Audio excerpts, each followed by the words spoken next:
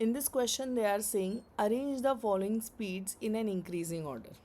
So if you can see, there are three speeds given: 10 meter per second, 1 kilometer per minute, and 18 kilometer per hour. But did you notice कि सबका जो unit system है वो अलग अलग है? Fine. और हम अलग अलग यूनिट सिस्टम्स के साथ डिसाइड नहीं कर सकते.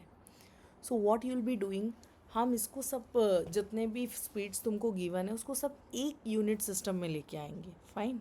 Will be bringing them to one unit system. So let's write this. जो स्पीड फर्स्ट है, मैं इसको कुछ V1 मेंशन कर रही हूँ. Not necessary, you can give any name, but मैंने इसको V1 कुछ लिख दिया है. एंड ये ऑलरेडी किस में है? फंडामेंटल यूनिट में, मतलब हमारा SI यूनिट सिस्टम में है.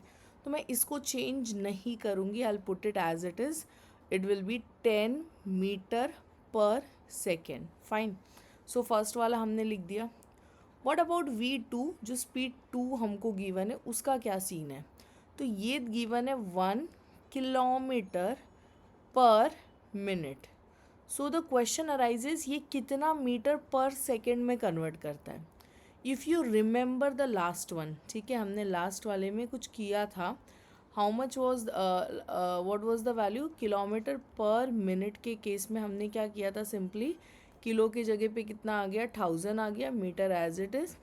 एंड मिनट की जगह पे कितना आ गया? 60 आ गया. And here seconds. सो ये कुछ कैंसिल आउट. ये हो गया 50/3. अंडरस्टैंडिंग?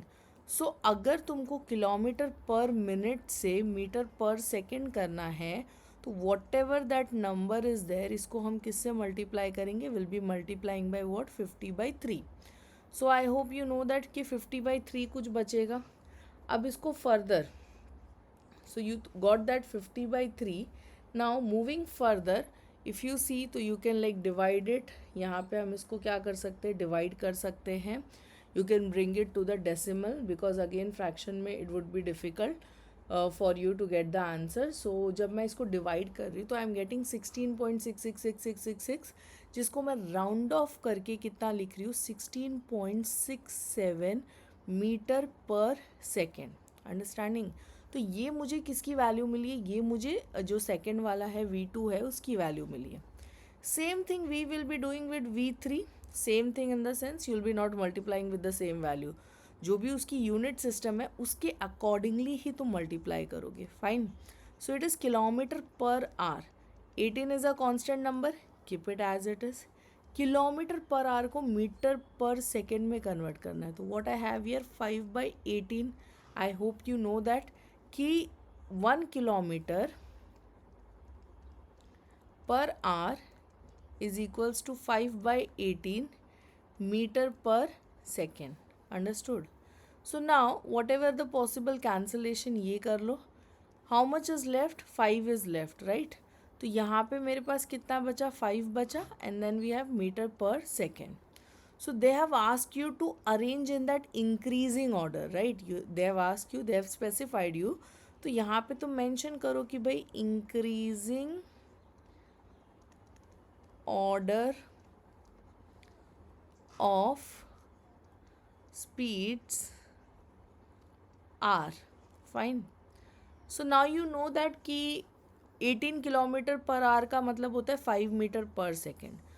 फिर उसके बाद आ गया 10 मीटर पर सेकेंड. फिर ये कुछ आ गया. So you are suppose to write in that previous unit system only. हाँ, तुमने जो नया वैल्यू डिटरमाइन किया है वो यूनिट सिस्टम में नहीं लिखना है. तुमको आंसर में कौन से वैल्यूज़ लिखने? ये वाले वैल्यूज़ ही पुट करने हैं. अंडरस्टैंडिंग? जो क्वेश्चन में दिया था, दिस वैल्यूज़ ओनली. ये तो जस्ट तुम्हें हेल्प कर रहा था to understand like what exactly it is equal to. So now what you'll be putting over here. यहाँ पे हम सबसे पहले इंक्रीजिंग ऑर्डर ना, मतलब सबसे छोटा कौन है? 18 किलोमीटर पर आवर जो है ये सबसे छोटा है. देन उसके बाद हमारे पास क्या आता है? 10 मीटर पर सेकेंड आता है. एंड फाइनली मेरे पास कितना आता है? 1 किलोमीटर पर मिनट आता है. So this is my increasing order. Now once you are done with your answer, just highlight your answer. Fine. So I hope the solution was clear to you all. You can make like square bracket also. I'm going with this one. Thank you. If you have any doubt, you can reach to us.